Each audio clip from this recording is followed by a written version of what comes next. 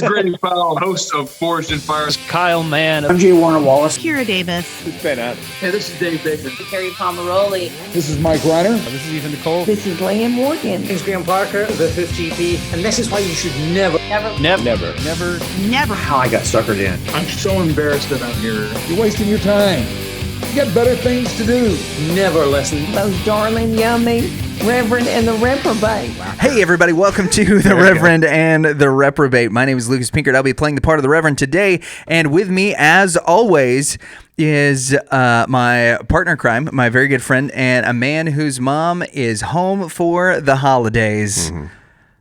It's the big man, the Reverend Dan Gibson. What's up, sir? Nothing. Happy to be here. Looking forward to talking to Bob and finding out what's going on in his world. Well, we've already talked to Bob, and our audience knows that. So we've got Bob Smiley, comedian, on the show today, who was this is the intro, right? Recommended to us by our good friend Carrie Palmer. Yeah, no, this is the intro. This is the intro where we tell people what we're going to talk about in the interview. This is where we get them. This is our hook. This is the first time you've ever done this? Like what? Trying something new. Yeah, trying something new. We looking forward to talking to Bob. No, Bob's a great guest. He talks to us about his projects with Focus on the Family, the Average Boy book series and articles that he puts in their the club magazine that comes every month, which you can subscribe to. He talks about the Average Boy podcast, what comedy was like for him during the pandemic, and it's not what our other guests have said. This wasn't just Zoom comedy for Bob and trying to figure that out.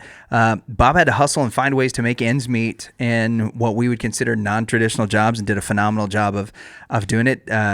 Substitute teaching, and also he tells us a little bit about what happens when the kids he's subbing for find out that he's famous on TikTok. Yeah, so I can't wait to have this conversation. Yeah, it's awesome. It's awesome. Bob is a stellar guest. We hope that you guys enjoy it. Thanks for watching. Make sure you like and subscribe. Ding the little bell if you want notifications whenever new episodes come out. And without any further ado, which is one of my starting words for Wordle. Expo on these airwaves today. We have a comedian that came recommended to us by someone with, let's just say, great feet. Yes, someone with fantastic feet. Her wiki feet page is really taken off. The wonderful, talented Carrie Pomeroli says, look, you got to talk to my friend Bob Smiley. So we were like, all right, well, we listened to his Dry Bar special. We've checked out some of the stuff that he does for Focus on the Family. He is just absolutely hysterical, incredibly talented. And though he might not realize it, one of the manlier men that we've had on these airwaves, and probably the manliest man of the three of us today, it's the wonderfully talented Bob Smiley. What's going on, Bob? Hey, man. Okay, I want to clear stuff up because I want to make sure we're not going to start off lying. Okay? Yeah, let's do that. You did not talk to Carrie Pomeroli. You listened to Carrie Pomeroli. Okay, that's Nobody fair. gets to talk to her. You just listen. I think most accurately, we followed her down a rabbit trail. Yes. Yeah. Okay, I will believe, because she calls me about 3 or 4 times a week, and that's why I miss my old cell phone, because it had a shorter battery, so it would cut down on the conversation. But she would call me, and I immediately have to go, hey, Carrie, I got to go. And she'll be like, okay, I just want to read something really quick. In the beginning, God created. And I'm like, I don't have time to listen to the whole Bible. Can you please? But yeah, so no, she's a dear friend of mine. So yeah, I appreciate her hooking us up and stuff. So yeah, thanks for having me on. Yeah, man. Well, welcome. Thanks for being on. I did want to add something real quick. Yeah, go ahead. To your excellent intro. Well, thank you. One thing was left off, which is Bob is my son's favorite comedian. Yeah. So we should open with that. Do you want to start over? No. That's a lot of editing effort to start over. we're not that invested. Hey guys, if Bob's Danley's favorite comedian. Yeah. Everyone that watches and listens to our show expects this. Yeah.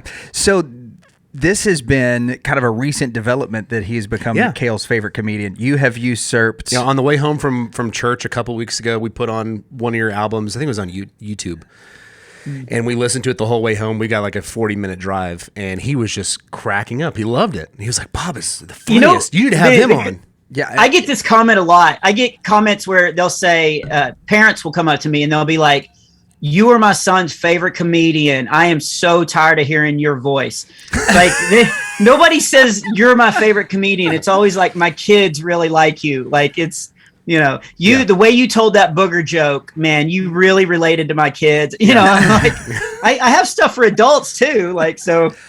Well, I have to say, so was like tax stuff. Who did he supplant as your son's favorite comedian?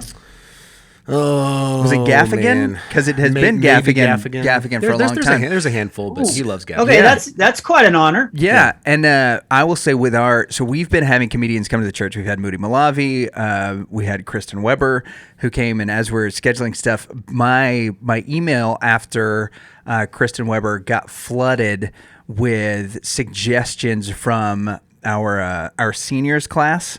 And so I want to encourage you that if you've got the kids, you also have the senior adults, because they are sending me like on a regular basis. They're like, this is the next guy we need to have in. And he only lives in Houston, parentheses, he might be cheaper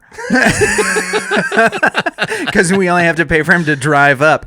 Well, now they've seen the price of gas, and so that's definitely not happening. So the good news is you've cornered the market on the jungle gym and the retirement home. Yeah. That's a mean thing to say, isn't it? That was rude. Just cut that. Well, I've done. Wait, we know he's not going to cut anything because that takes effort. He doesn't. Yeah, this is true. So we know what we're going to do. I have done so many shows for the seniors age group, and my first Zoom show when COVID hit was they called themselves 55 or better, but there was nobody there that could remember being 55. Like they were all better. They were heavy into the better part. But to their credit, they were on Zoom. And I'm doing this for the very first time of like, okay, this is my life. This is what I'm going to have to do for a while to keep the lights on. And so it popped up. So it was their lunch period, and they're seniors. So it was like 10:30 in the morning. Right. And to their credit, they're all on Zoom, and I've got all the little boxes, and I'm the main box. One of the couple, their ministry is driving around San Antonio and feeding stray cats, which is totally fine, but don't be on my Zoom comedy show while you're doing it. So they had their phone mounted on the dashboard, and they're driving around, and I'd see the elderly guy go, hey, there's one, mama. And the doors open. And I'm up here like, hey, so I walked into Chuck E. Cheese, I'm trying to do my bit to a computer, and I hear, kitty, kitty, kitty, kitty, kitty, like you hear them calling the cats to feed them. And then one lady, again, all elderly people, which I love elderly people. One lady got a phone call, and she was doing the Zoom call through her phone. So she answered the phone, which then took me out of the main screen and put her up there, and you hear her talking, and I'm ad-libbing, I'm saying, hey, tell them I'm not interested in changing my long distance. And she's like, okay, but I think they called to talk to me. And it was just, and I was just sitting there going, oh, so this is my life. This is my career now. Like, it was eye-opening. So how many Zoom comedy events or I guess gigs did you end up having? Because we've talked to several comedians that said that after the first one, they were done. They said, I'm not going to do another Zoom comedy thing. So COVID was rough on all of us, and it was very interesting to see how we adapted. I've actually got a friend that is in town for a show named David Pendleton, who's a ventriloquist comedian. And so we were talking about that all last night of like, some comedians jumped in and did everything. I did whatever it took. This is going to sound like I'm bragging, and I'm normally a humble guy, but I became a 4-star rated Uber Eats driver. Nice. In 2020. So wow. It was pretty cool. And so I would do everything, but I ended up doing about 30 Zoom shows, and there were maybe 3 that were good. The rest of one group, this was toward the end of COVID. You talk about getting people cheaper, because that's always the thing, is how do we get, entertainers cheaper? And so one show I did, they actually, he said, we can't, we want to bring you in, but we're going to do it through Zoom. And I was like, okay. And so they negotiated the price, and I set it up, and I said, I need to be able to hear the audience or see the audience, or, so I can, because you're doing comedy, and then there's just dead space where you're supposed to have, a reaction, every 15 seconds or 20 seconds and stuff. And he said, yeah, it'll all be taken care of. So the night of the show, I'm in my office like this, and I pop it up, and he opens his computer screen. It pops on, and I can tell I'm like in a green room. And I was like, okay, are you about to invite everybody in? And he goes, well, we actually decided to meet. So now I know that he's just bringing me in cheaper through Zoom. Like they're having the event. Yeah. Like I can, and he's like, we're going to put you up on the main screen. So just a second. So then he disappears through the green room door and goes behind a curtain that I can barely see the curtain. And I hear muffled, oh, please welcome Bob Smiley. Oh, no. And you hear, just barely can hear claps. And I'm like, am I on? And can you guys see me? Like there was just no, and then he comes running back in. And he's like, yeah, you're on, go ahead. And so he just ran an HDMI cable from his laptop to the projector or whatever. So like a circus monkey, I just start telling my jokes, telling my stories and all this kind of stuff with no feedback. And I can't see anybody. I'm looking into an empty green room. The best part was about 30 minutes into it, he comes walking in. He doesn't even look at the computer screen. He sits down on the couch, pulls out his phone and starts playing on his phone. No. So he's like totally ignoring me. So I'm just sitting there. And that was the very last one I did. Like I ended that one and I just was like, I'm going to Uber Eats drive. I'm going to substitute teach. I'm going to do whatever it takes to keep the bills paid up and stuff. But you were a substitute teacher during COVID as well? What was that like? It actually was kind of fun. I still, to be honest, if I'm off for like, if I have a 2-week break off that I'm not on the road a lot, I still will jump in like once a week or something because they need substitute teachers. Right. And that's what I was going to be like growing. I actually went to college and I picked elementary ed for a couple of reasons. One, I already knew the alphabet. So, the classes were kind of easy. So my roommates were, one guy was studying to be a doctor and one guy was studying to be a missionary guy. And so I remember one night they were studying. One guy was learning Greek. He had a test on Greek and Latin. And then the other guy was studying for botany, which is like a super hard, class. And they were sitting there and they were going over all their notes and they looked up at me. And for my class, I was building a bulletin board. So I was cutting out a snowman and they were like, Smiley, like that is ridiculous. And I was like, no, this is going to be hard. I don't know where to put the snowman, And so I got my degree. So I really thought I wanted to be an influence on people in my life. Like I felt a calling to try to, make people's lives better. And so I thought teaching was going to be the way to do it. And I picked elementary because I thought I was seeing a lot of kids grow up without a dad or like a positive male role model. Mm-hmm. And so I thought I'm going to do elementary. So so when all this stuff hit, I was like, what am I going to do? So I started Uber Eats driving immediately. And then I started substitute teaching and, going in the classrooms and there was an adjustment because I've done stand up for 21 years. Right. And so I got into the classroom and I was like, do I get an introduction and where's my hand towel and my water bottle? Like it was, I went into the teacher's lounge. Teacher's lounge is a green room. I looked around and I was like, this is a nice green room. Yeah. And one of the ladies who knew who I was, she was like, we don't call it a green room. This is going to be different, So there was some adjustments, I didn't sell a lot of merch in the classroom and, the kids just walked out going to the next class. It was kind of annoying, but there was some adjustments to it, but yeah, it was fun. It was, I actually was talking, I'm kind of just taking over the interview. Do you want to ask questions? No, this is why we had you on. We want you to talk. So the lead singer, one of the lead singers of the Newsboys named John James, he was one of the singers a long time ago. Yeah. When I did the first tour with the Newsboys, ironically, he just called me today out of the blue, like right about 30 minutes ago before we did this interview.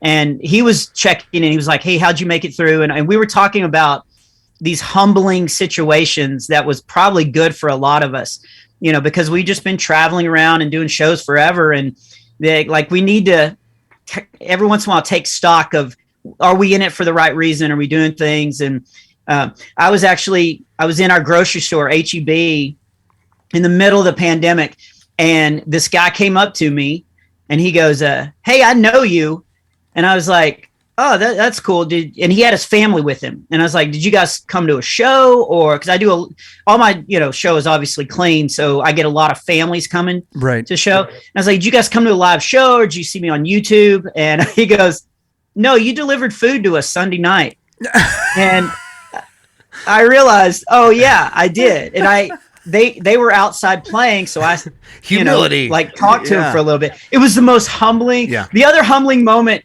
in the quarantine that was good for me was you mentioned dry bar. So I actually have 2 dry bar specials that did and that have come out, and the second one came out toward the end of the 2020 year, so in the middle of COVID. And dry bar doesn't really tell you when they're going to drop your special. It just comes out. Yeah. And so a comedian friend of mine, Claiborne Cox, texted me, and it came out on a Sunday night. And he texted me and he said, "Your second dry bar just dropped and it's amazing. Like, congratulations." And I had to text him back. I was like, "That's great, but I got to deliver this Taco Bell to this 3rd floor apartment complex first.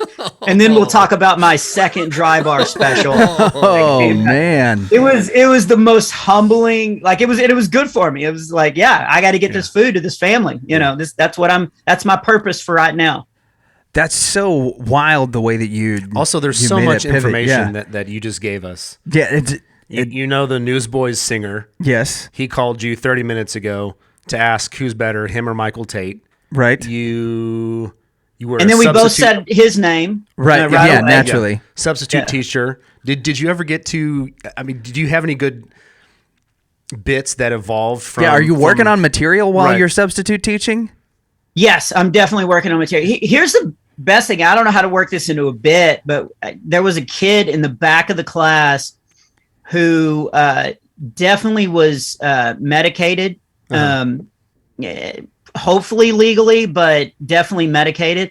And he would not, he couldn't concentrate. And I'd handed out these papers and I was like, "Dude, you got to at least put your name, act like you're doing something so I can pretend that you're actually engaged in the classroom." And he just looked up and he's like, "Yeah, I should do that." And I was like, "Oh, how do I connect with this kid?" Make fun of him. And he looks down and he sees my name tag. I had my name tag on the bottom of my shirt just hanging there because you have to wear your name tag. And he goes, "Smiley, how come that sounds familiar?" And I was like, "Well, in my real job is I'm a comedian." And he goes, "Hang on, are you on TikTok?" And I am on TikTok because I'm a sinner. And thank the Lord for graces. Yeah. I think God understands. So, but he pulls me up on TikTok and he stands up in the classroom and he goes, "This dude's famous on TikTok." And the rest of the day, I had no problem with him. He did every assignment. He did everything. So there was some fun moments that, what I do actually helped in the situation. That's pretty cool. Yeah. You were able to influence him, which is what you said you wanted to start out doing. Exactly. Teaching or comedy. Yeah. Well, I also think it's fascinating that you went to school. We need both right now. Yeah, no kidding.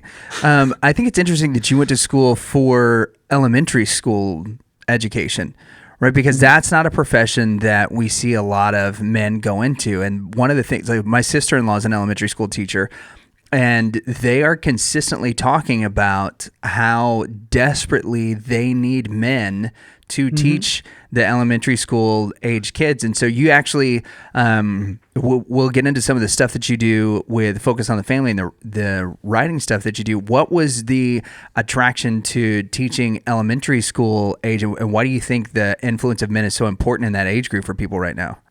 Okay, I'm going to be honest with you guys. Yeah. It was me and one other guy, and it was all girls in the class. Right.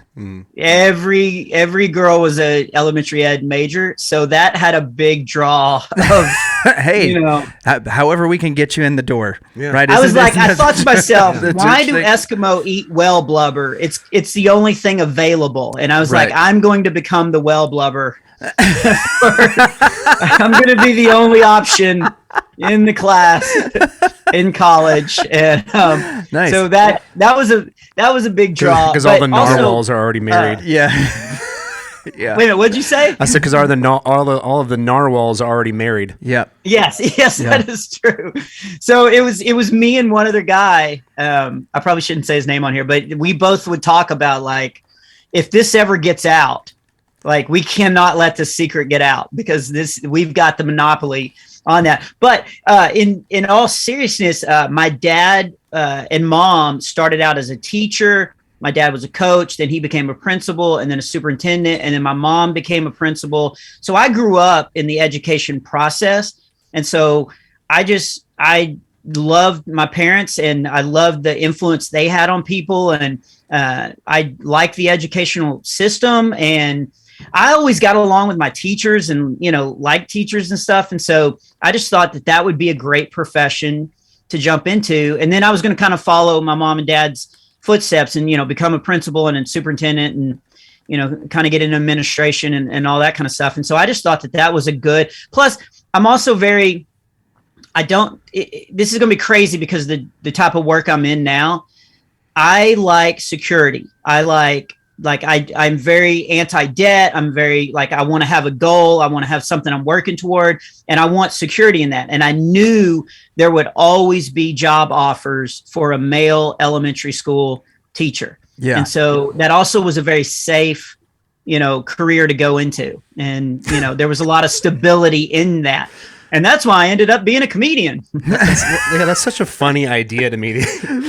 going to school to be a teacher for the chicks. Yeah, for the chicks, and then for the job stability. Yeah. So how do you pivot from that into comedy? Which hold on. Do you think the Texas education? Did I say that? No. Does you think the Texas Education Agency will ever come out with a slogan that says "Become a teacher, meet girls"? Yeah. Influence young minds and go out with hot girls. Yeah, I don't think that's going to make it. No. Who knows? We've seen some crazy ads, so you're not lying. So how does the transition happen from educator to comedian, and what spurred that move, other than you're naturally funny? Yeah, so I was always funny. My dad is hilarious. So my dad's like, I've watched my dad walk into a room and change the mood of the room with a couple of quick jokes or some ad libs, and he's so quick-witted. And so I've always been fascinated with humor. I've always thought that humor is a huge gift from God, and it can change people's outlook, on life, but definitely for the day, And so I studied comedy. I loved being the funny kid at school and all that. And people used to always tell me I should be a comedian, but I never thought that I could go into that career. Plus, I didn't know I'd never heard of a Christian comedian before. Right. The first Christian comedian I heard, I'm going to remember your question. I promise I'm going to get back to this. Yeah, you're all good. I already forgot it. Yeah, that's fine. I get in a lot of trouble because I go off on all these trails, and then people, let's call them my wife, is like, you didn't answer the question. Like they're trying to, but the first Christian comedian, this will tell everybody how old I am, but this girl gave me a cassette tape in college, and she goes, "Hey, this guy is named Paul Aldridge, and he's a Christian comedian." Because I never, even if I liked comedy, I never was going to pursue it because I thought you could only do it in bars and clubs, and I thought that was a really tough life and stuff like that. I didn't know you could go into a church and do stand-up comedy. Right. And so she gave me this cassette tape. The reason why I'm telling you this story is because I put the cassette tape on when I was cleaning out my garage. We had this little duplex, and I was listening to him, and I was like, this guy's actually really funny. And then the cassette tape flipped over. And on the other side was George Carlin, which I had never heard of because I'm a good Christian. Yeah. And it was a famous bit called 7 Words You Can't Say on TV. Yep. And so I'm listening to this, but I'm thinking it's still Paul Aldridge. Man, what a change in this guy. I was thinking the second set, second half of his show, and then I start trying to justify it because I'm like, really took a turn. Well, he is saying that he can't say these words, but man, he's saying it a lot. And then I was like, what kind of church is this? Is this? It sounds like I grew up north of Dallas in this little town with 281 people in it. So I was very, very sheltered. So my first thought was, if we can ask, Era. It's by Leo next to Lindsay, just down from Munster. Yeah, you probably know all these towns. So I know where Munster is, right? Because we're like in the Denton area. So we are. Okay. Yeah. So if I really liked a girl, I had to really like her because it was a 50-minute drive into Denton. But then if I really liked a girl, I would drive her all the way into Denton so we could go out to a, what do they call it? A restaurant. So, Who calls it that? Not us. yeah. But Well, people in era, we didn't now. have restaurants or Yeah. anything. That's awesome, So- man. Yeah. But I listened to that and it was probably 2 years before I realized that wasn't Paul Aldridge. And now I'm friends with him. So like he loves that story but I thought, so I was trying to figure out that's what Christian comedy is the first half has to be really clean and good. And then the second half you can say whatever you want and stuff. But Well, it's Now that you got them. It's like the people that work for Angel Studios, right? That they go through and they edit out all the bad parts. Uh-huh. Well, they're having to watch that. That's true. So someone's sinning at Angels. Yeah, shame. Yeah. Shame Angel on them. Studios, to be clear. So there's a computer at Angel Studios that has the worst parts of every movie. It's like, It's just all on that. That's where the interns go. Yeah, it's like during their break. Hey, do you want to see the computer with all the bad stuff? Yeah. we had to I'm gonna fire go in the- Lenovich today. Good I'm going to go in the grief, back room stuff and on his build a computer. testimony. Yeah. So okay. So back to your question. Yeah. Who's professional? It's me. Well done. So Your wife will be people so proud. always told me I should be a comedian. Never wanted to pursue it. Even in college, I had some kind of, if you want to call it prophetic thing. The first week I was there, this guy walks up to me and he goes, "Hey, when you're doing stand up, you should do a bit about hotel soap being small." And I didn't know this dude. And I go, "What do you mean a bit?" And he goes, when you do stand up, you should do like a bit about the soap. And I go, "I don't do stand up." And he goes, "Yeah, I know. But when you do, then you should. And I was like, No one cares okay, about that was- hotel soap, dude. Yeah. I was like, I'm not a comedian, but people like all through my life told me that I should do it. So here's the answer to your question. Yeah. Do you have a bit My about junior hotel year. soup? Soap? What's that? Do you have a bit about hotel Did you ever soap? make one? No, but I'm not done yet. I Okay, still have. great. Cool. I got a couple more years left. We'll so, wait for the dry bar special, the third dry bar special. In Bob 10 years. Smiley, one. hotel soap. yeah. Why is it So- all seashell shaped? Yeah, I think he wanted me to do a bit about how small it was, but Seinfeld's got a great bit about that he feels like a giant, Yeah. that he likes hotel soap because he feels like a giant. Yeah, like he has a bit about that. So I'd have to find another angle, but You could just anyway, Carlos so my- Mencia that bit. yeah. So okay, now I'm wanting to write the bit in my mind now. You should have said Stelia. Yeah. Oh, yeah. I should have said Menstelia. Yeah, that's true. Okay. So, anyway, we've interrupted you. Rabbit trail. I'm so You- sorry. Edit at 30 minutes and 45 seconds. Yeah, that's not going to happen. Take out the Again, Mencia bit. effort. So you're not going to do a we bit do about a, hotel soap, but you now have had this guy that said, "Hey, when you do comedy," and a lot of people have told you about it. So I had then a what's lot of next? people Yeah. say, "Okay, hold on, I got to tell you this." I think it's okay to say this, but Yeah, it's fine. So we do an not, Average we'll Boy edit it out. podcast. Okay. So my Average Boy is my character that I write for Focus on the Family, and we do a podcast for families to listen to. Okay. And it's me. I do the voice of Average Boy, which is kind of insulting. The first time we did the interview, we did the podcast recording, I got in and I was going to be Average Boy, a junior high character. And so I raised my voice a little higher to do that. And the producer was like, Bob, no, you can just use your real voice. Perfect. And I go, no, he's supposed to be a junior high character. And he goes, yeah, you're good. Oh man. But we always do, like when we want them to edit at that, Yeah. then we'll say something like booger. We'll just throw it in there where they have to go in, Where go they've back got and to edit. change it. Because Yeah. it's focused on the family, right? Yes. So Yeah. You we can't don't say we don't booger have on that problem. No, yeah, you can say booger on our show. It's not on our list of 7 words you can't say. But Average Boy. Well, let's finish on how he got to comedy, and then we'll hop Yes, into Average He Boy. brought it up. Yeah. Okay. This is why I don't do a lot of podcasts, because And also I why feel you- like I'm just hanging out with you guys, Which is and great. So okay. We should call my Carrie junior year- Pomeroli. No. I know I made fun of her for talking the whole time, and now I'm doing it. Yeah, how are you guys? So we had you on the podcast so that our audience can hear about you. Yeah, like we wanna this is talk your about thing, you. right? But if we brought Carrie on the show, That's true. then all of a sudden Bob Smiley's episode would turn into whatever Carrie is doing right now for the last half hour of the program. And we can't have if you want to know what Carrie's doing, look at her Instagram feed. Don't worry, don't let her interrupt. That'll be edited. I think she keeps her Instagram live going all the time. Oh, so yeah, you can for sure. always pop in and just see what's going on. So my junior year, I went to Abilene Christian because, again, ACU, easier to pick up girls. My sister went there. What is that? That's where she met her husband.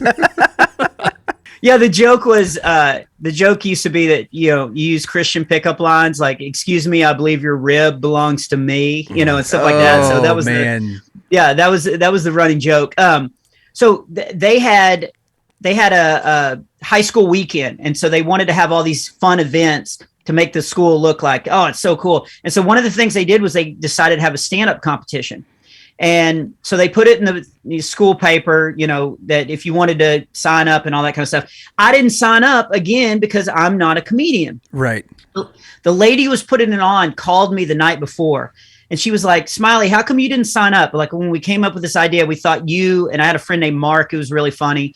We thought both of you would sign up, and now we're kind of worried because we know who's signed up, and we're worried that it's not going to be good. And I was like, "Well, I know everybody thinks I want to be a comedian, but I don't. Like I just like being the funny dude."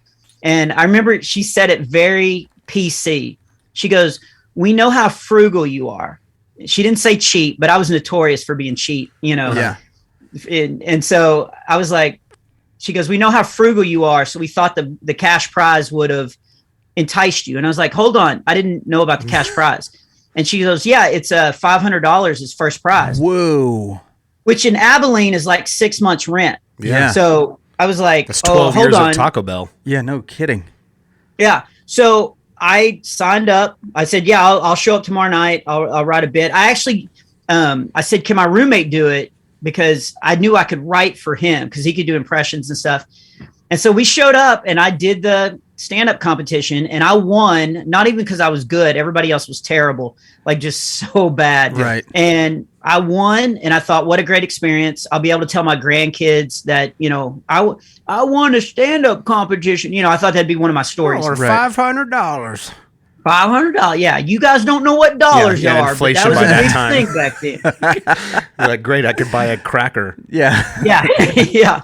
So fast forward 2 years later, graduate, got my degree, was going to be a teacher. But before I became a teacher, I wanted to see what it was like to make money.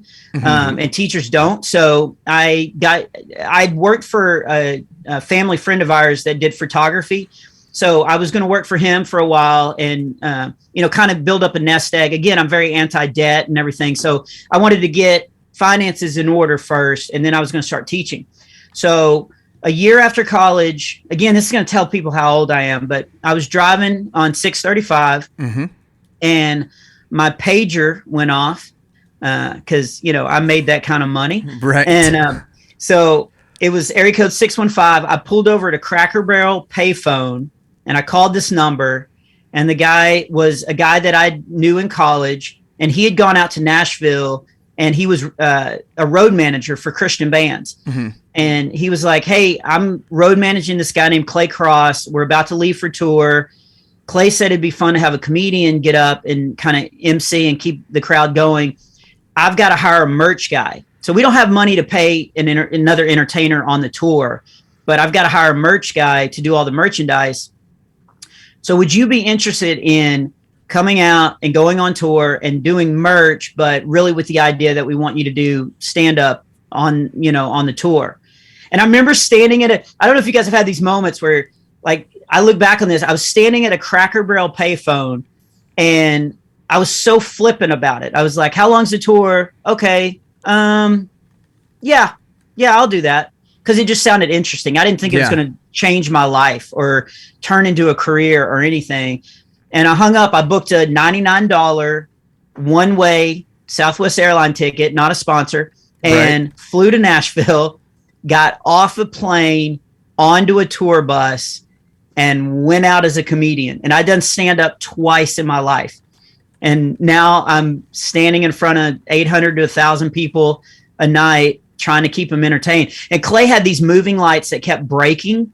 And so they would break, and then they would send me up to try to keep the crowd entertained until they could get the moving lights working. And they broke almost every single night. And so that kind of was my baptism by fire of learning, because normally you go to open mic nights, you practice your 3-minute bit and try to work it up and all that kind of stuff. But I was just thrown up there and like, here, dance for us, circus monkey. And so I just went out and did that, and I did that for about 8 weeks, and then Clay and I became friends, and he asked me to stay on and do like his summer dates and stuff. Right. And then that's when the Newsboys saw me, and then the Newsboys asked me to go out on their tour the next year, and that turned out to be the #1 tour in Christian music that year. It was Third Day and Newsboys, and so now I'm standing in front of like 4,000 people a night, and I'm still not convinced that I was a comedian. I thought I was going to do this until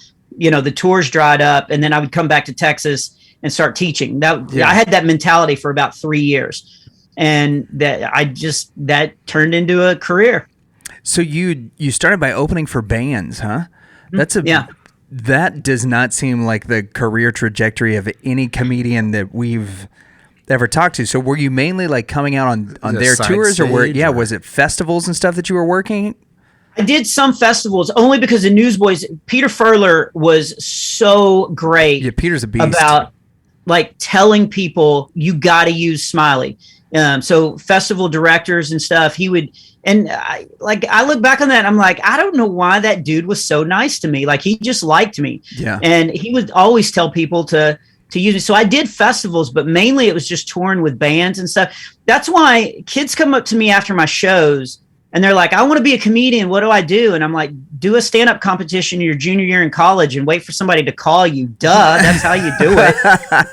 I have no good advice good to anybody because it's not how you're supposed to do it. But I don't know how spiritual you guys want to get on here, but I look back on that. He's good with it. I'm not. Okay. That's perfect. Yeah, go for it. I'm in charge. I kind of thought, you looked a little more biblical. But I look back on that.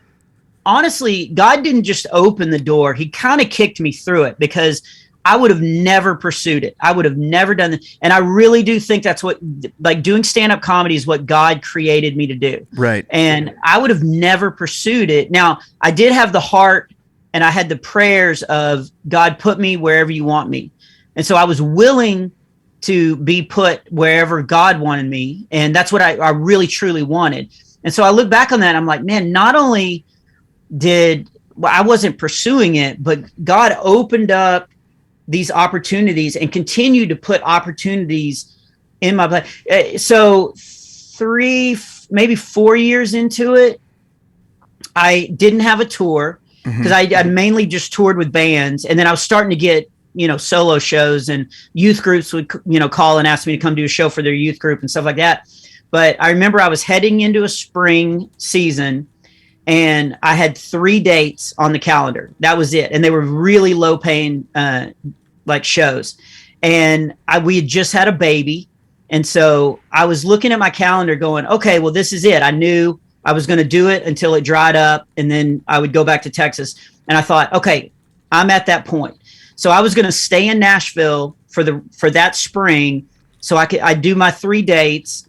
And that would give us, a time to, get a plan together to sell the house and move back to Texas and stuff. Because I thought it was over. But I also always want to be making money. So I got a job interview to go work in a warehouse making banners. And I didn't really want to do it, but I knew they would hire me. And I knew, that I'd still make money, every single week, And again, we just had a new baby. And so I was, wanting to provide, and all that stuff. And so I remember I had to go do an interview, even though I was pretty sure I was going to get the interview. I had to go do the interview with the guy. And I remember about to walk out the house that morning and the phone rang. This is back when you had landlines. And I answered it and it was Peter Furler. And he was like, Bubby, how many dates you got this spring? And I was like, well, I don't want to brag, but I've got 3. And he goes, well, we've got 67. Do you want to tour with us again? And I know you're thinking like I grew up in Australia because my Australian accent is. I mean, it was spot on point. Yeah. Oh, yeah, and well, Bub- and I Bubby- actually couldn't and Bubby tell is if great. it was Australian or New Zealand because I'm not great with accents. Yeah. So I got Australia. yeah, all right, Yeah. that makes sense. There's a little Phil Joel in there, so a little Yeah. Kiwi, but yeah, and so I look back on stuff like that of I was ready to give it up, and I was done, and it came even to like I was proving to my family and to God that I'm willing to do whatever. I'm not pursuing this for fame or my ego or anything. I'll go work in a warehouse making banners if that's how I provide for my family. But it led right up to that point, and then God was like, no, I've got you where I want you. You need to trust me.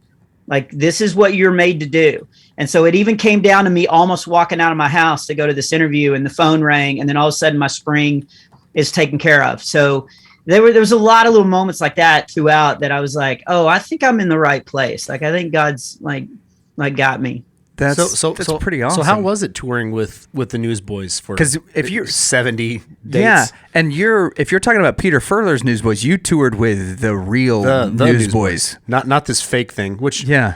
I'm not trying to throw a whole bunch of shade, but Yeah, you didn't. Peter you didn't- Furler's the real Newsboys. Yeah, you didn't tour Michael with the, Tate belongs in DC Talk. There, I said it. Yeah, he's touring with the DC Talk boys. Yeah. Yep.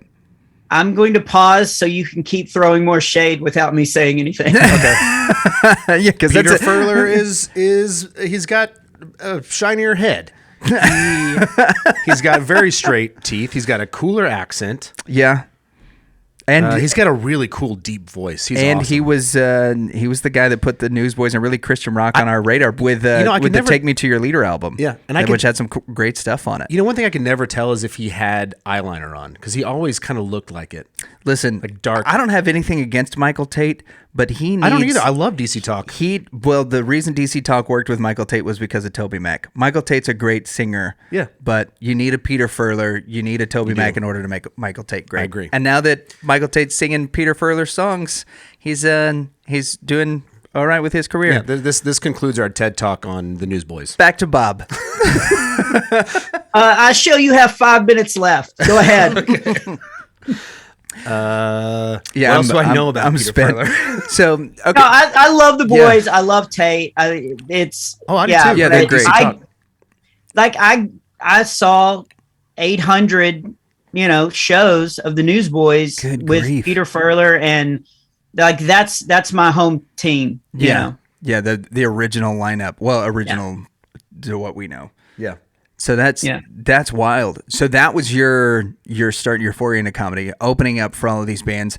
How then do you end up writing for Focus on the Family? How does Average Boy come about? Like how does any of that happen? It's about time he got back to it. Yeah, no joke. Yeah. This is a So- callback, which is a term kind of like bit that a lot of Let's comedians just say a use. bunch of them openers No, we're good. killed.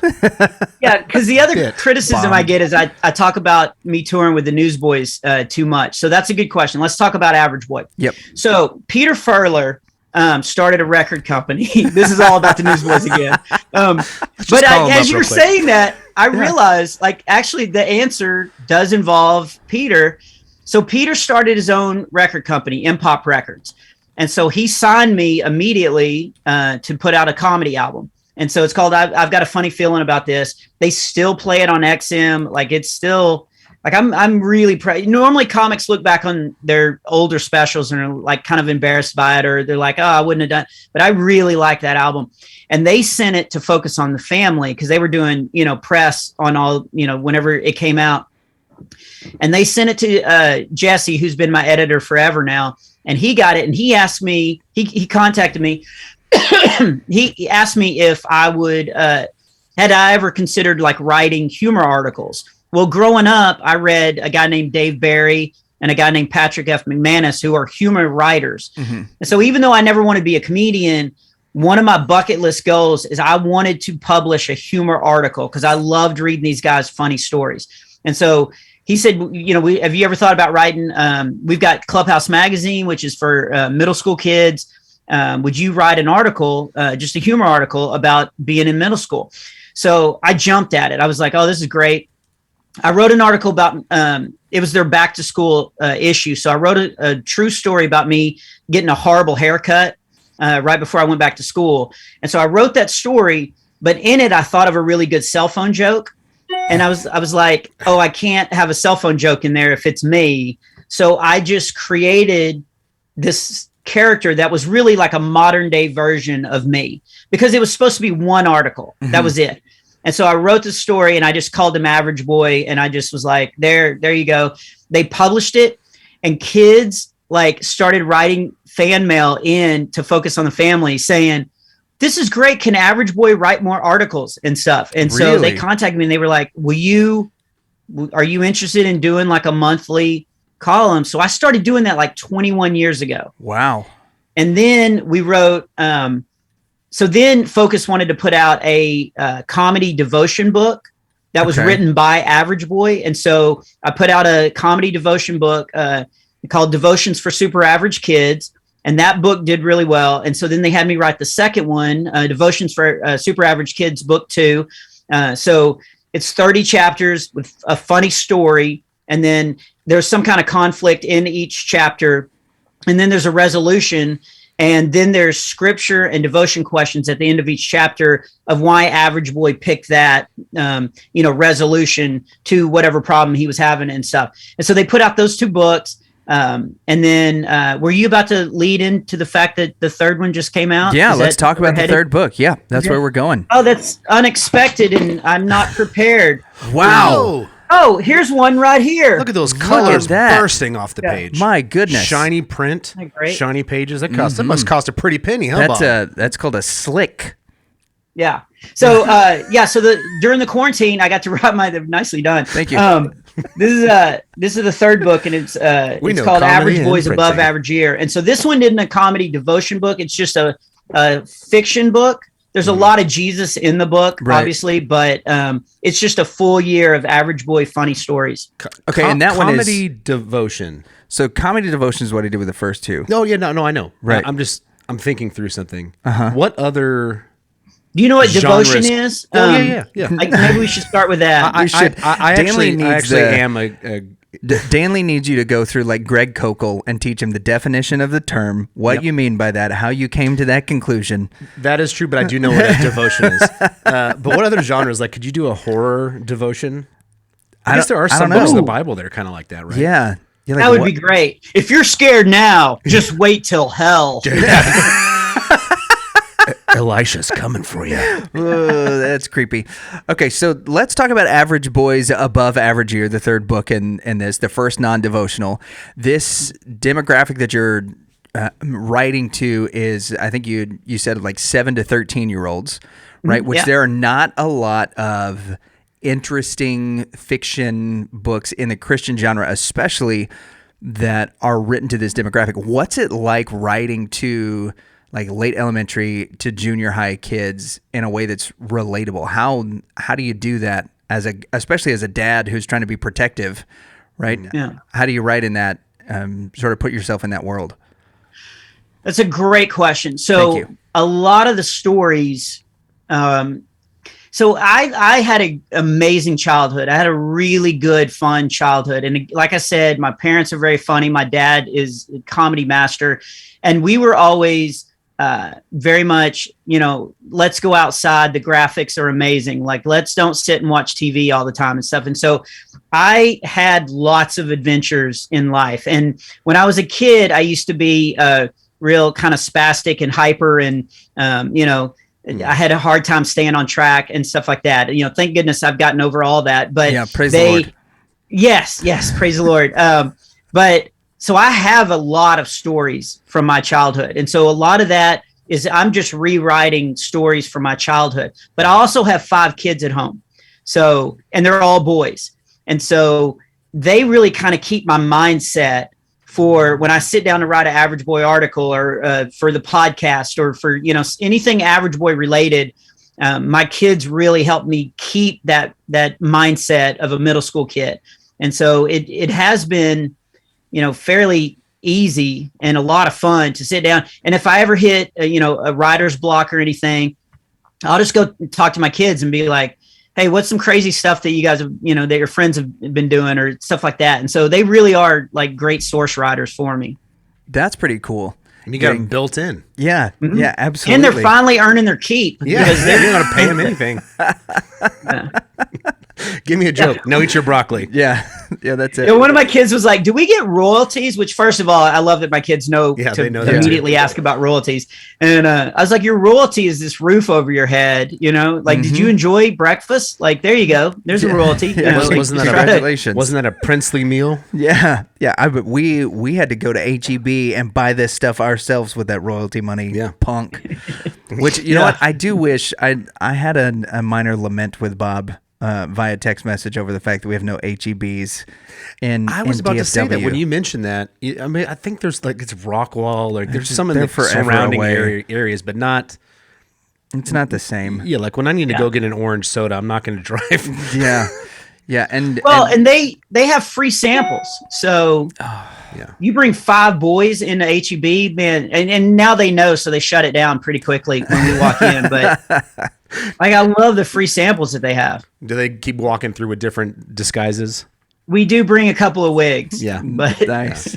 So Average Boy is now spun off into the Average Boy podcast. So not only do you have the 2 devotional books, the monthly articles that are part of the Clubhouse magazine, which is still in print. So if you're a parent and you're listening and you're like, you know what, I need something for my elementary school, junior high kid, that's a great resource. You're still writing for that. You've got the new book. Talk to us about the Average Boy podcast. What's that about? What can parents expect, or what can people expect whenever they listen to it? the first thing we did that I thought was very wise is we keep it short, because nobody wants to listen to an hour-long podcast, much less do an hour-long podcast. I mean, who wants to sit and take up their mornings on a Thursday when they could be watching, anyway. Nobody has time for that. Nobody does. I agree. Which is why we tell people not to listen to our show. Yeah.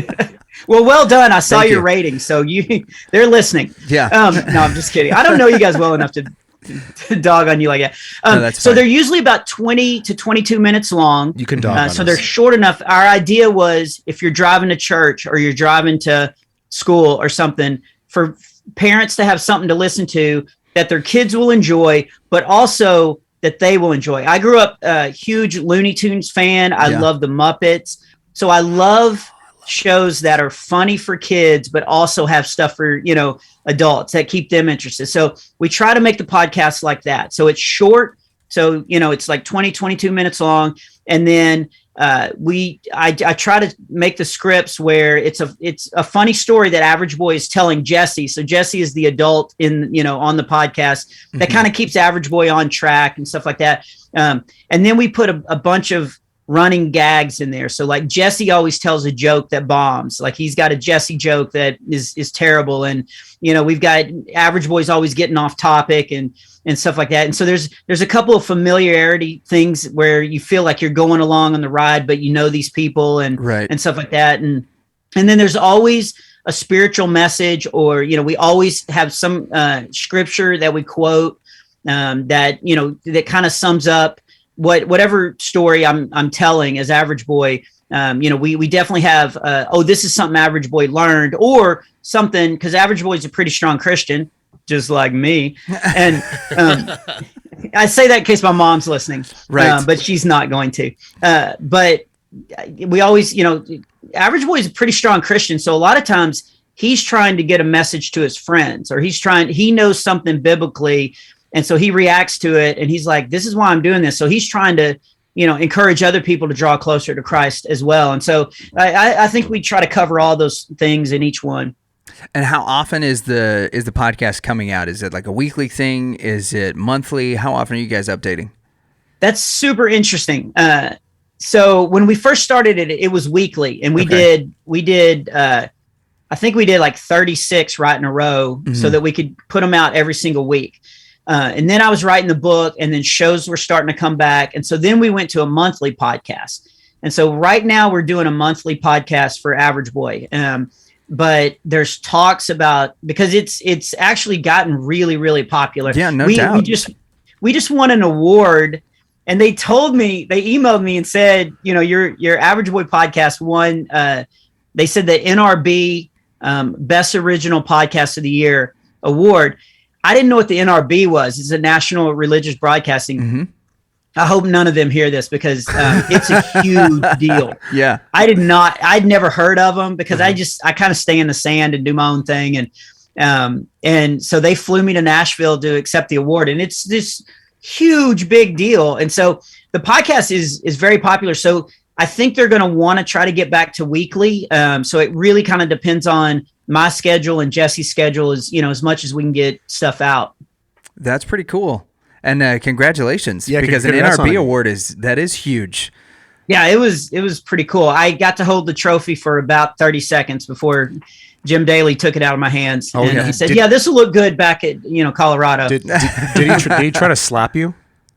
No, he didn't. No, at that point it wasn't okay to slap you. Okay. It wasn't a Well, that's good. I'm glad to hear that. yeah. And again, congratulations. That's awesome. Well, Bob, we really appreciate the time. We end all of our interviews with a segment we called Controlled Rowdiness. These are just going to be some rapid fire questions, which you can answer at length or with shorter responses you want to. There are no right answers, but there are several wrong ones, so be careful not to step on any of those landmines. And as we get going, Danley, I'm going to turn things over to you to get us started.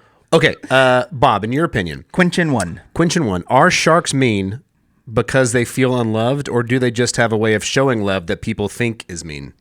No, they're mean. They're mean. There's definitely therapists should really focus on sharks. Sharks are mean. They seek you out. I've been bit by a shark. No way. Yeah, I've been bit by a shark. Now, to be fair, I was trying to catch it. So, and it was a that's a small good way. shark. It was That's a good way about to get bit. I don't know, maybe. Did you 2 catch it? feet. Did I? Yeah, I did catch it. Attaboy. Yeah. And it spun around Yeah. and got you?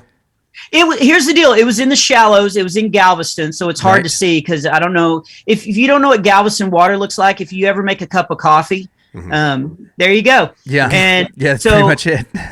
it was swimming around in the shallows, and it was kind of scaring people. So I did run over and grab it. Like, I got it. Yeah. Wow. As I was trying to get my phone out, it bit me. So I kind of deserved it. I should be off my phone and so do living you have in the a moment. scar from where the shark bit you, or? Not really. It was a nurse shark. Maybe. It just kind of sucked on his arm. I was trying to milk him. Yeah, it was just, maybe that's how I'm going to change my answer. That is how they show love because he was giving me a little love nibble. Yeah. Okay. Yeah. That, Okay, great. That makes sense. All right, you're stuck on a desert island and you have one option for food for forever: SpaghettiOs or Chef Boyardee's beef ravioli. Which way do you go? SpaghettiOs. Come on. No, Wrong. That's wrong. Beef ravioli. All right, Danley, next question. Yeah, like we told you. Whoa, Some of it. whoa, wait, No, hold you on. get to- We no, told no. you. Some of That's them a are wrong answer. It's a wrong answer. Yeah, Beef next But when I question. see people going down the wrong path, I want to try to correct them as a Christian. Mm-hmm. And why beef? 'Cause It's it's too better. thick. It's too. 12-year-old me is very upset with you right now. Yeah. An adult me is very upset with you. My pregnant wife is currently just livid. that You're you don't saying want to get beef protein. ravioli is better than SpaghettiOs. Yes. Chef Boyardee's beef raviolis more are nutritious in total. It has right? beef You're going to instead be of on just this island. tomatoes? Yeah. Do you not want Oh, proteins? you guys had it as kids. Yeah. You could Yeah. afford that. Oh, okay. We gave our money to missionaries, but we I couldn't see afford where your that. priorities are. Yeah, Okay, our go parents ahead. could. And you spun it around very masterfully on us. Good job. I'm going to Google what the prices of beef ravioli are real quick. I don't know if they still make. I'll tell you what. I'll go on to the next question while you do that. Okay, Bob Smiley. Would Mad Magazine's mascot Alfred E. Newman be friends with Average Boy? Yes, absolutely. And are you saying that because I look like him?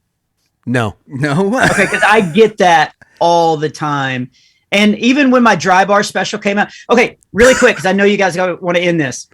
But absolutely when my do dry not. bar That came is out, I horrible. was so excited about because it came out during the quarantine. So I thought this might help people. And so I actually normally don't read the comments, I've had to actually block my dad. But I was actually going to read the comments, and the first comment that came out, it said, "I thought Robin Williams was dead." And then the second one said, "No, he looks more like Robin Williams grew up near a nuclear plant." And then there was like 4, "Oh, that's Alfred E. Newman." And then Really? one of the ones that made me laugh so hard is he goes, "No, he looks more like Conan O'Brien and the guy from Whose Line Is It Anyway? Had a baby." Ryan Stiles. Ryan Stiles. It looks like they had a baby and they couldn't afford to feed the baby. Oh man. Wow. Were you? I mean, were you just like dying laughing at all this stuff? Oh, it was hilarious. One guy said I I would looked like be. Robert Englund before the burn, which is Freddy Krueger. Ooh. And I didn't help my argument because I immediately wrote back, "I will haunt you in your dreams." Yeah. Like I was just like, yeah, those comments, they always make me laugh. But there's a lot of Alfred E. Newmans because my ears are, I mean, I can hear. So The hearing test in school, I dominated. So no, that wasn't a dig at you. It was actually two fictional boy characters. Would they be friends? How would Average Boy? That was my follow-up question. How would Average Boy? Oh, let me get spiritual. Average Boy would be How friends would he with help him? everyone because everyone's created by God, and so Average Boy loves everyone. Wow. Great. Also, for Nailed that those one out of the park. interested, SpaghettiOs are $1 cheaper per can than Chef Boyardee ravioli. However, the same price if you buy in bulk. So there you go. You can negligible. afford a Sam's membership. Yeah. Okay. No, we were Costco kids. Yeah, we would never go to Sam's. What are you talking about? As we've done some food talk, we've talked a little bit about Alfred E. Newman. I'm curious. You said you had a love for the Muppets. What is the best Muppet movie? There is a wrong answer. The reboot with Jason Segel. Jason Segel, yeah. Segel is a close second. I was really worried he was going to take the franchise and kind of ruin it, but he actually said in an interview, he was like, "No, this is precious to me because I grew up like this is my childhood. So I'm not going to I'm not going to put any like coarse humor in it. I'm not going to try to change it." And so I went to the theater the day it came out and I was like really impressed. It was hilarious. You know, they got there by map was such a great running gag. Like it was just so brilliant. But the original was so hard to beat. It's just, there's so many running jokes in that, you know, my kids and I still quote the original movie. You know, if somebody says miss, we go myth, you know, like, Yes. yeah. Yeah. I'm willing to go partial credit on that. Okay. I think the Muppet movie, the first one is, I mean, It's hard to beat. What would you say? I think the most correct Why answer are of what you- is the best one is the Muppet Christmas special. Yeah. The Muppet Christmas Carol Christmas Carol. with Sir Michael Caine, Yeah. Gonzo as Charles Dickens. I had to think about it. Charles Dickens. Yeah. Yep. Fantastic. Did you see the one that just came out with the guy from Arrested Development? Jason he's Bateman? Lego Batman. Will Arnett Will Arnett. Did you see the one with Will Arnett? And it was I don't think I did. with the evil Kermit. yes. Yes. Oh yeah, that was a couple years ago. It was a little while ago. But it's the most recent one. Yeah. Yeah. Oh, we just got it. Well, we have to wait till it comes to the library. On DVD. nice. Oh, you have a library. Wow. That's our they've got a that's our library red in their box town. is because you rent it for free. Must be nice. Yeah. I don't have a library. Womp womp. I'm trying to turn your bit around. Yeah, it's not working. You have Not Disney working. Plus. You don't need a library.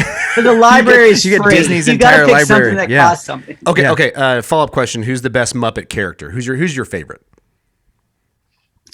We might have an idea based on what's in your background. I mean, obviously. Oh yeah, Fozzie Bear. Yeah. Oh yeah, see, I've got a lot of like stuff in here. I didn't realize. Yeah, Fozzie Bear is just hard to beat because he's such a pure heart and he just wants to make people laugh. And he just loves all his friends. He's totally dedicated. And he's maybe not necessarily good at something, but his heart's always in the right place. So it's really hard to beat that. The cynic in me, though, also likes the two old guys. Waldorf. What is it? The hecklers. Yeah. Is it Waldorf and Statler? That Yes. sounds right. Yeah. Yeah. Those guys are just, they kind of bring it back to, you know, kind of take you out of this sugar, you know, candy cane world. And I kind of like that balance. So, but I'm going to go with Fozzie Bear. What is that WD-40 used for that you have on the bookshelf?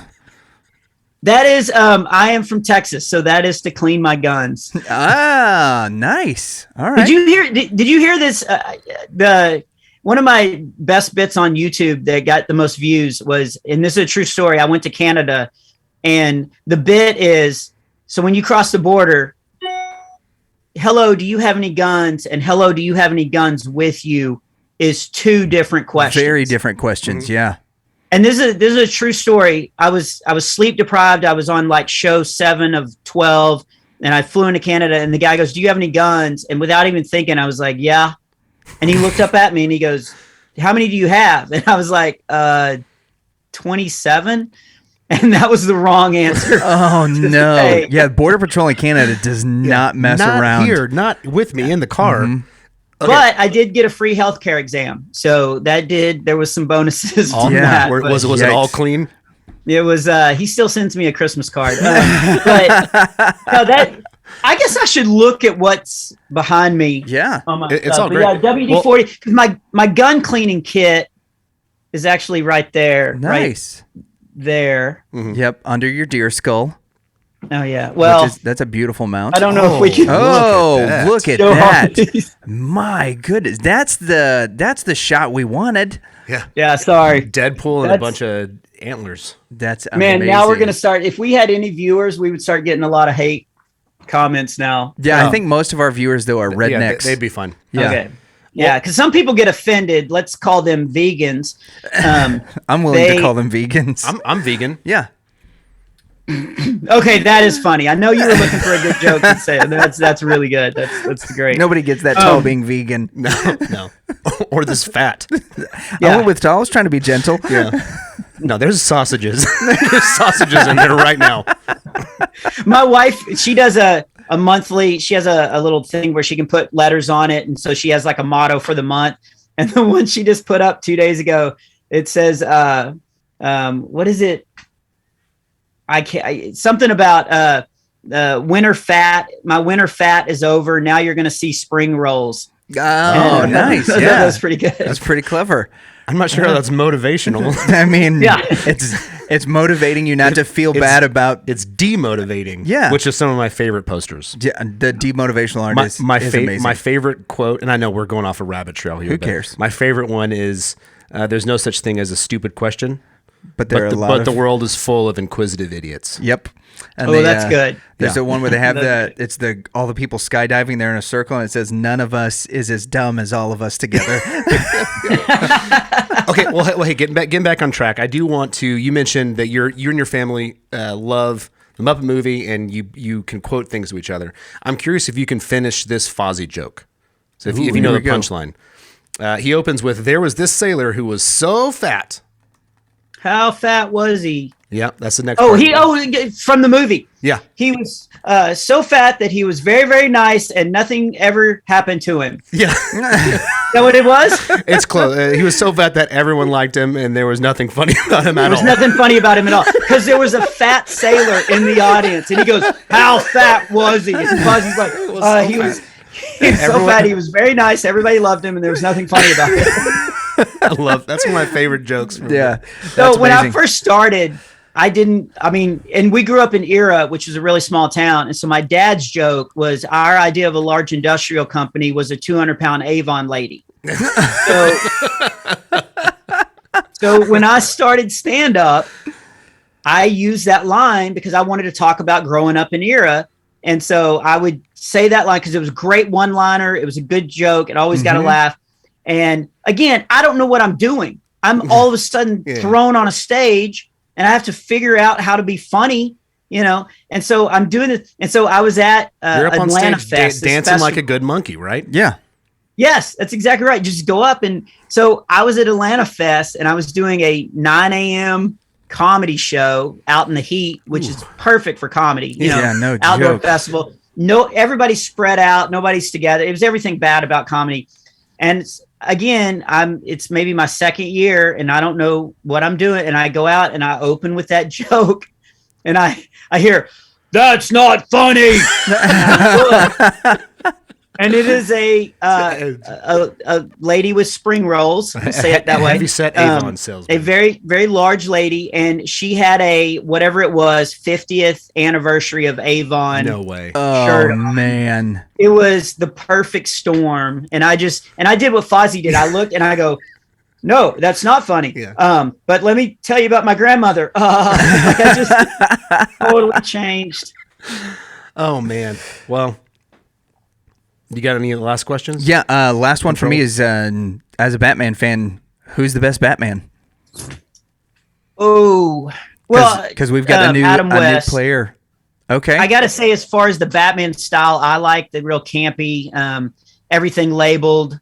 I like a lot of humor in it, but I also love the dark Batman. So I'm gonna say Adam West is my favorite Batman because that's my childhood. That's my, But I don't know. I really liked Michael Keaton because that was the first time I saw Batman in the theater, and everybody thought he was going to be a terrible Batman, and I just thought he did a great job as that. I thought he was a good Bruce Wayne, where he was kind of mysterious. He was a little disturbed and all this. But I think we're all thinking Val Kilmer. I was gonna say I've been. He's got the cutest suit. I've been in this. I've been in the zeitgeist since probably Dark Knight.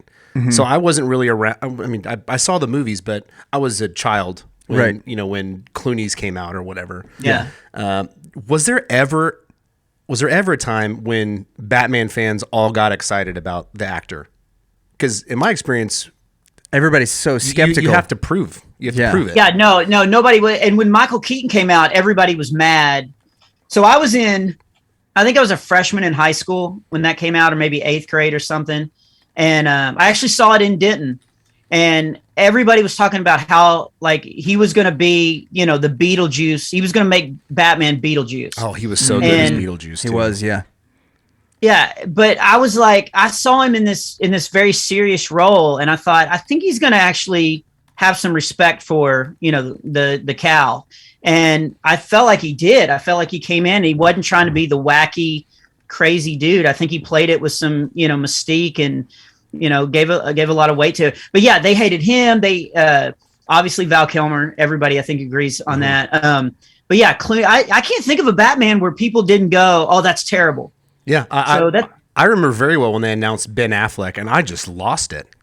Yeah, I was like, "There's no way. There's no way." And I was screaming and I ended up crying. And I ended up being right about that. Okay, I was more open-minded about Pattinson, but yeah. So Adam West is your favorite Batman. Yeah, I don't. What did you think about the new one?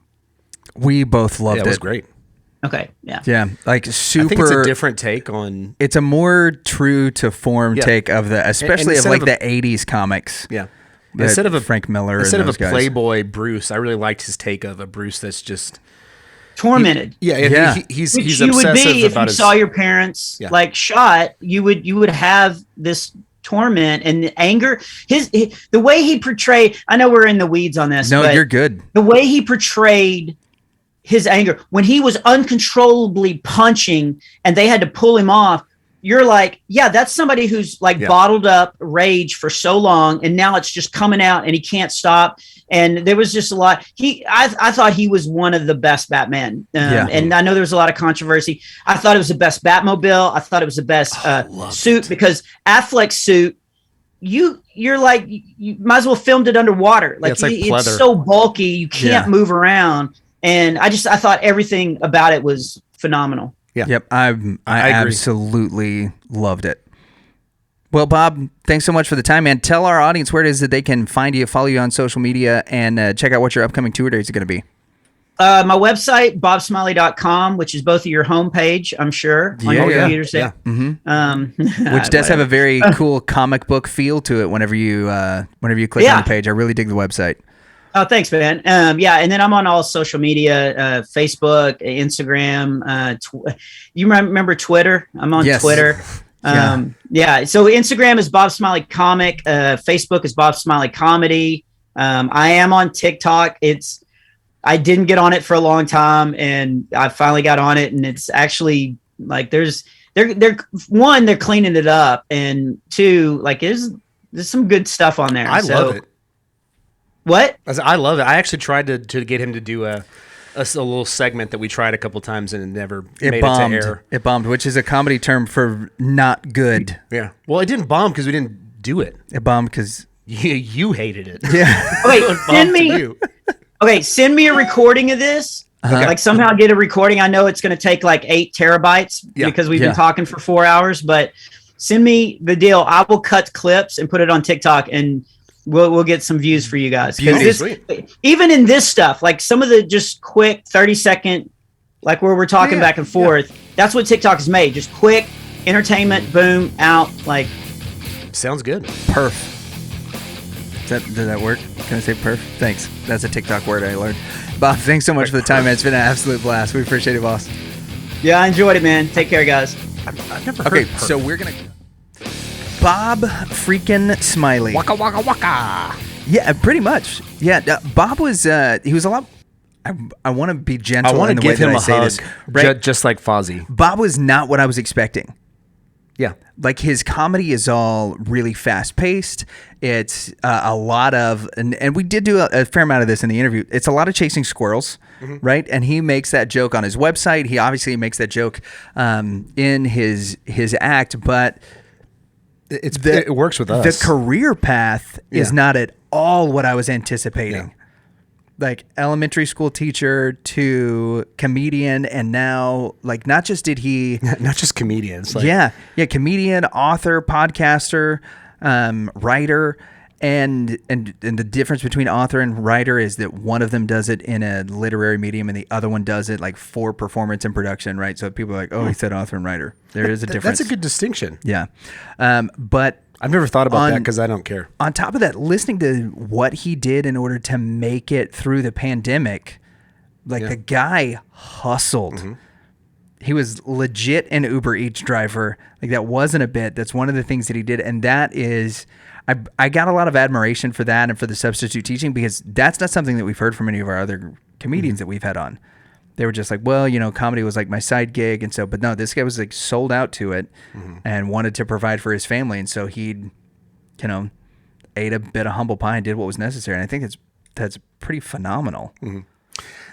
I mean, as a dad, I'm about to find out. yeah, there's, I'm not trying to like freak you out, but No, you're there's a good. whole new world of weight and pressure and, Yeah.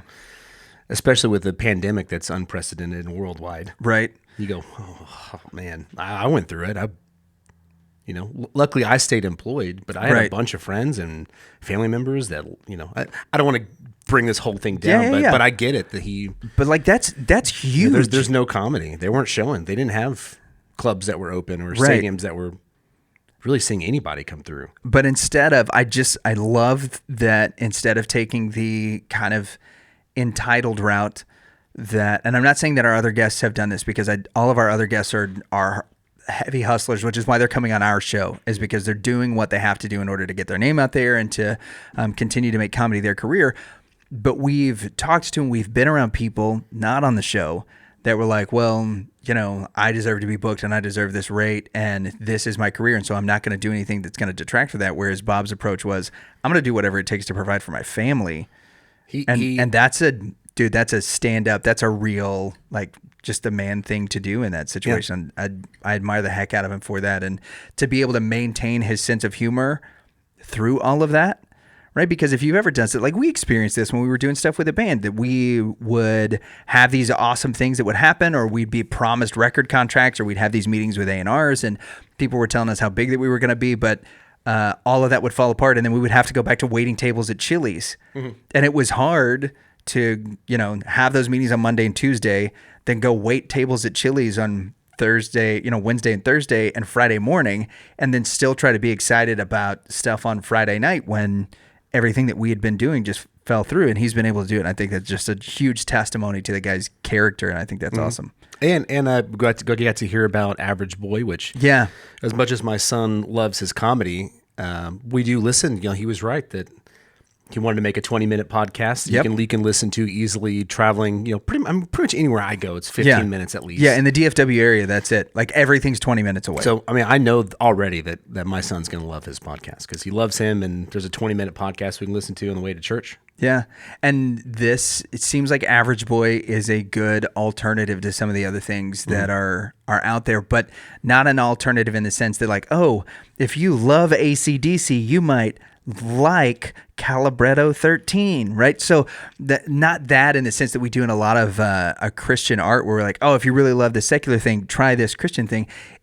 It seems like it's a really great standalone project where he's pulling from funny stories. The guy's a great comedic writer, and this is something that might actually get your kid to read.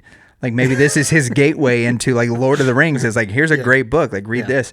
and see where things go from there, where that he's going to get solid content, that the stories in total are going to be uplifting, that they're not going to be pushing him in a way that is different from the moral standards in which we believe as Christians. That's super cool. And very timely. With his, going to his kids hey, what's going on right now? Yeah. Go write about it. Yeah, so that's great. Yeah, Bob, thanks so much for coming on the show. You guys make sure that you check out all the links for Bob and the stuff he's doing in the show notes, because he is on the road and on tour, and he might be coming to a venue near you sometime soon. Go out, support him, buy the book, Average Boys Above Average Year. Check out the Average Boy podcast.